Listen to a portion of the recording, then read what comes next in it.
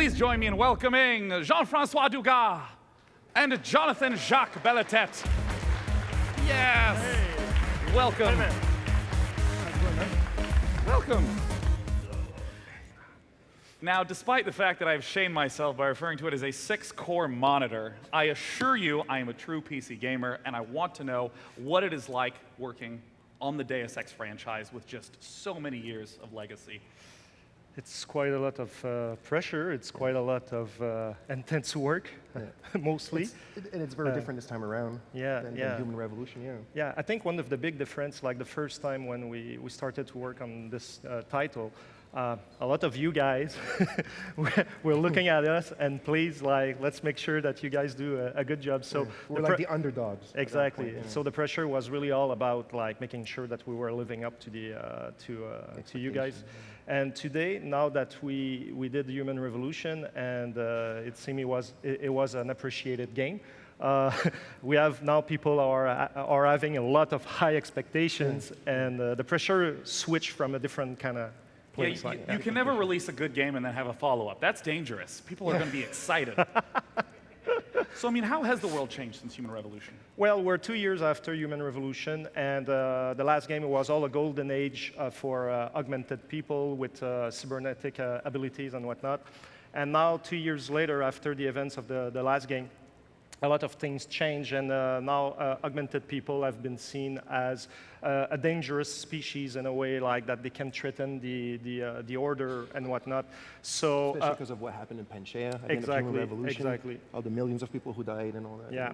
And now we live in a world where people, augmented people, are put in ghettos, etc., etc. And Adam Jensen is back now. He's not working for Serif Industries anymore. He's working for international counter-terrorist agency, and his goal is to stop the chaos over there.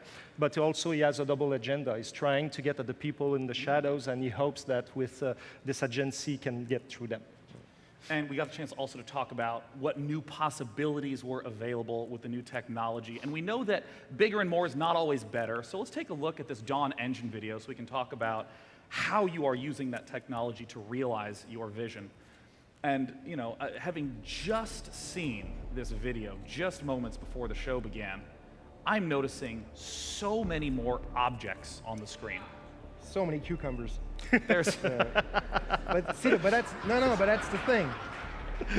No, that's exactly what the game is all about in a way. Clutter. I think Human Revolution was, for its time, probably the most cluttered game ever at that point. And the game is about details. It's about there's so much visual layering, and now with the Dawn engine and DirectX 12, we can push it, so much higher than what we did before, and tons of other bells and whistles as well, tress effects for the hair and Adam's beard and all that. So yeah. And I mean, in terms of the actual environment with all these interactable objects going on, I mean, I assume it can just be extremely chaotic and hard to control the visual elements. How do you let the art style match up with that? It all comes down to rules, and it all comes down to having the different departments kind of understanding, what those rules are and what we can put where, what's going to be interactive, what's going to be not interactive in a specific location or case or whatnot. Arguing with the artists because they put objects where there's the cover system and stuff like that. We're pretty good. We're pretty good. Like we trained on Human Revolution. That's where the fights happen, and now it's a little more, it's smoother. We've talked about the development side, but as Deus Ex players, how do you tend to play through the game? Because there's always so many different options available. I feel like the joy is in defining your own way to play. Sorry, what's the question? How do you play Deus Ex? Do you go in there guns blazing, or are you sneaky? That's a very easy question. I don't know why I didn't understand it.